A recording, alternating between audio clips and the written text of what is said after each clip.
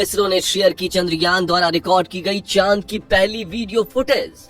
जिस काम में रॉसकॉस्मोस और नासा के भी छूट गए थे पसीने और फेल हो गया था जापान व यूरोप, उस काम को इसरो ने चुटकियों में कर दिखाया। जी हाँ दोस्तों, फाइनली हमारा चंद्रयान 3 चांद के बेहद नजदीक पहुंच चुका है और उसके ऑर्बिट में चक्कर लगा रहा है। ये इतनी बड़ी कामयाबी है कि इसरो के ग्राउंड स्टेशन में जश्न का माहौल है और पूरा देश इस खबर को सुनकर खुशी से झूम उठा है। अब बारी है तो बस चंद्रयान के चंद्रमा की सतह पर उतरकर इतिहास रचने की, जिसका हम सभी बेसब्री से इंतजार कर रहे हैं।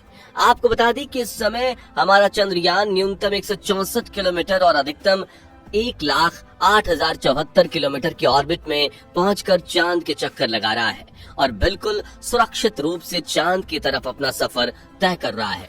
अब हम सब 16 अगस्त की राह देख रहे हैं, जो हमारे लिए बहुत ही स्पेशल होने वाला है और उस दिन भी देश उतना ही उत्साहित होगा जितना 15 अगस्त को, क्योंकि इस दिन चंद्रयान अपने मकसद के आखिरी पड़ाव पर पहुंच चुका होगा। दरअसल यही वो दिन होगा जब इसका प्रपल्शन मॉड्यूल विक्रम लैंडर से अलग हो जाएगा। साथियों, इस प्रोसेस को करने के लिए स्पेसक्राफ्ट के दोनों हिस्सों को जोड़ने वाले जो हुक लगाए गए हैं उन्हें बड़ी चतुराई से खोला जाएगा, जिसके बाद पिछले हिस्से की रफ्तार धीरे धीरे कम की जाएगी और आगे के हिस्से की रफ्तार स्थिर रखी जाएगी, ताकि आगे वाला हिस्सा अपनी कक्षा में आगे बढ़ जाए और पिछला वाला बिना किसी नुकसान के अलग हो जाए। जिसके बाद चंद्रयान 3 के ये दोनों हिस्से लैंडर और प्रपल्शन मॉड्यूल चांद की 100x100 किलोमीटर की कक्षा में अलग अलग चक्कर लगाते हुए लैंडर चंद्रमा की सतह पर उतरने के लिए आगे बढ़ेगा। लेकिन दोस्तों, इस बीच इसरो की तरफ से एक ऐसी खबर आ रही है जो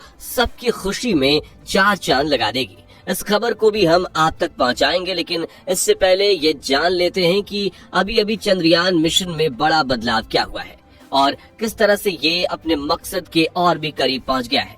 दरअसल साथियों, चंद्रयान 3 ने चांद की बाहरी कक्षा को सचमुच पकड़ लिया था, जिसके बारे में इसरो ने ट्वीट करके बताया कि चंद्रयान 3 के एडवांस तकनीक के सॉफ्टवेयर टेक्स्ट मैसेज में संदेश भेजा है और हमें कहा है कि मॉक्स स्ट्रेक, मैं चंद्रयान हूँ और मैं चांद का गुरुत्वाकर्षण महसूस कर रहा हूँ, जिसमें चंद्रयान चांद के चारों तरफ 164 गुने 1,80,074 किलोमीटर की कक्षा में चक्कर लगा रहा है। आपको बता दें कि इस काम को सफल बनाने के लिए इसरो ने करीब 30 मिनट तक चंद्रयान के इंजन को चालू रखकर इसकी रफ्तार को काफी कम कर दिया था, जिसके चलते चंद्रयान 3 अब चंद्रमा की ग्रेविटी में फंसकर चांद की परिक्रमा कर रहा है। साथ ही इसरो के वैज्ञानिक अब बहुत ही ज्यादा चौकन्ने हो गए हैं और चांद के पल पल की खबर रख रहे हैं, क्योंकि इस पड़ाव में चंद्रयान 1/15 ऑर्बिट बदलेगा और अंत में हमारे सामने वो घड़ी आ जाएगी जिसका कई दिनों से हम इंतजार कर रहे हैं, जो कि है चंद्रयान 3 की सफल लैंडिंग। आपको बता दें कि 5 अगस्त के दिन शाम को करीब 7 बजे लूनर ऑर्बिट इंजेक्शन करने के लिए चंद्रयान की गति को घटाकर 3600 किलोमीटर प्रति घंटा कर दिया गया था, ताकि चंद्रमा का गुरुत्वाकर्षण उसे अपनी ओर खींच ले। अब जैसा कि हम सबको पता है कि पृथ्वी की तुलना में चांद की ग्रेविटी 6 गुना कम है। ऐसे में अगर चंद्रयान 3 की स्पीड बहुत ज्यादा होती तो वो लूनर ग्रेविटी की पकड़ में आए बिना ही आगे निकल जाता और हमारा ये मिशन पूरी तरह से बर्बाद हो सकता था, क्योंकि ऐसा होने पर या तो चंद्रयान 3 हमेशा के लिए अंतरिक्ष में खो जाता, या फिर अगर इसे हमारे वैज्ञानिक ट्रैक भी कर लेते तो इसमें इतना फ्यूल नहीं बचता कि वह दोबारा से इस मिशन को अंजाम दे सके। लेकिन इस परिस्थिति को हैंडल करने के लिए हमारे वैज्ञानिक पहले से ही तैयार थे। उन्होंने चंद्रयान 3 की स्पीड को बहुत धीमा कर दिया, जिसके चलते अब ये चंद्रमा की ग्रेविटी को पकड़कर उसकी कक्षा में चक्कर लगा रहा है। साथ ही चंद्रयान 3 ने चांद की पहली वीडियो रिकॉर्ड करके भेजी है, जिसे आप इस समय अपनी स्क्रीन पर देख सकते हैं। ये वीडियो देखकर वाकई हर एक भारतीय नागरिक का सीना गर्व से चौड़ा हो गया है। दोस्तों, हमारे इसरो के वैज्ञानिकों ने पहले ही हर चीज की गणना कर ली थी और अब उसी के अकॉर्डिंग प्लान को आगे बढ़ाया जा रहा है।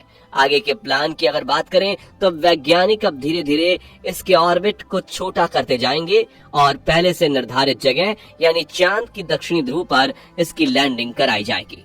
यहाँ इसरो के वैज्ञानिकों ने अपने तेज दिमाग का इस्तेमाल करके अपने यान को सीधा लैंडिंग के लिए नहीं भेजा है, बल्कि वो धीरे धीरे ऑर्बिट बदलकर चंद्रमा की तरफ अपने यान को बढ़ा रहे हैं। इसके पीछे की वजह यह है कि जिन देशों ने भी चांद पर सीधे लैंडिंग कराने की कोशिश की, उन सभी के अंतरिक्ष यान क्रैश ही हुए। लेकिन इसरो की सूझबूझ से हमारा मिशन सफलता के कदम छूने के लिए तेजी से आगे बढ़ रहा है और उम्मीद है कि इस बार हमारा लैंडर सफलतापूर्वक चांद की सतह पर सॉफ्ट लैंडिंग कर जाएगा। लैंडिंग के लिए इस बार जो यंत्र लैंडर में लगाए गए हैं वो बहुत ही एडवांस और हाई टेक्नोलॉजी वाले हैं, जिसमें से एक का नाम है लेजर डॉपलर वेलोसीमीटर यानी LDV और दूसरा है लैंडर हॉरिजॉन्टल वेलोसिटी कैमरा यानी कि LHVC। ये दोनों ही बहुत ज्यादा पावरफुल हैं और हर परिस्थिति में एकदम सटीक इंफॉर्मेशन देते हैं। लेजर डॉपलर वेलोसीमीटर का काम चांद की सतह पर उतरते समय जमीन पर लेजर फेंकना है ताकि दूर से पता चल जाए कि जिस जगह पर लैंडर उतरने वाला है वहाँ कोई बड़ा गड्ढा तो नहीं। इसके अलावा ये और 2 दिशाओं में भी लेजर भेजेगा ताकि पता चल सके कि आगे पीछे या साइड में ऐसी कोई चीज तो नहीं आ रही जिससे चंद्रयान टकरा जाए। इसके बाद बात करें LHVC की, तो इसका काम लैंडर के उतरते समय जमीन के नीचे की तस्वीर लेना है, साथ ही इसका काम खतरों को भांपना भी है। वैसे आपको बता दें कि चंद्रयान करीब 40,000 किलोमीटर प्रति घंटे की रफ्तार से चांद की तरफ बढ़ रहा था, मगर उस समय वो चंद्रमा से करीब 11,000 किलोमीटर की ऊंचाई पर था। अब धीरे धीरे चांद की सतह के करीब आता जाएगा और इसकी ऊंचाई भी कम होती जाएगी। ये चांद की सतह पर लैंड होने से पहले टोटल 5 ऑर्बिट से होकर गुजरेगा।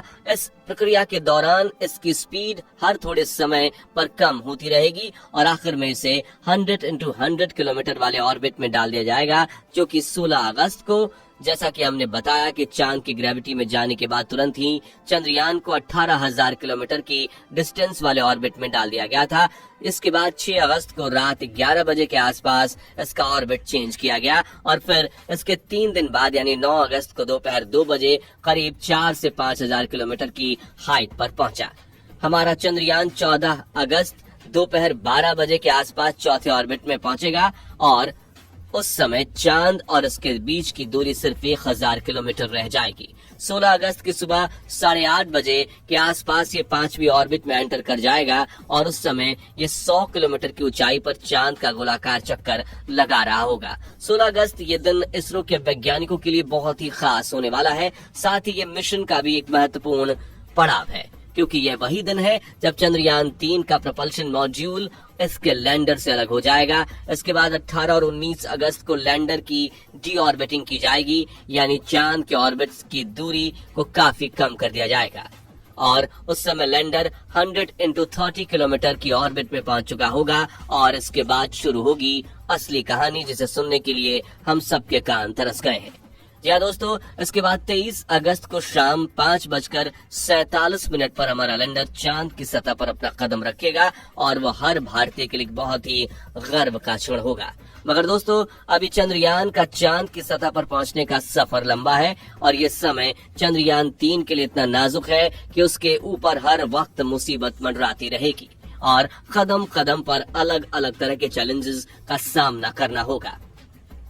इसके बारे में खुद इसरो का भी कहना है कि अब असल खतरों का खेल शुरू हो चुका है। साथ ही इसरो ने ये भी खुशखबरी सुनाई है कि अभी तक चंद्रयान 3 मिशन बिल्कुल उसी तरह से चल रहा है जैसा कि उन्होंने कैलकुलेट या कह लें प्लान किया था। इसरो चीफ ने यह भी कहा है कि वो इस मिशन को सफल बनाने के लिए पुरातन काल की गणनाओं की भी मदद ले रहे हैं। हमारे वैज्ञानिकों की मेहनत और सतर्कता को देखते हुए ऐसा लग रहा है कि इस मिशन में किसी भी तरह की गलती होने की गुंजाइश नहीं है। बस इंतजार है तो अगस्त 23 का, जिस दिन हम अपने देश का तिरंगा चांद पर लहराता देख सकेंगे। क्या आप भी 23 अगस्त का बेसब्री से इंतजार कर रहे हैं? अपना जवाब कमेंट बॉक्स में जरूर शेयर कीजिएगा। बाकी हमारी आज की इस वीडियो में बस इतना ही। वीडियो अच्छी लगी हो तो इसे लाइक और शेयर जरूर करना और अगर आप चैनल पर नए हैं तो चैनल को सब्सक्राइब जरूर करें। मिलते हैं जल्दी ही ऐसी एक और इंटरेस्टिंग वीडियो में, तब तक के लिए गुड बाय।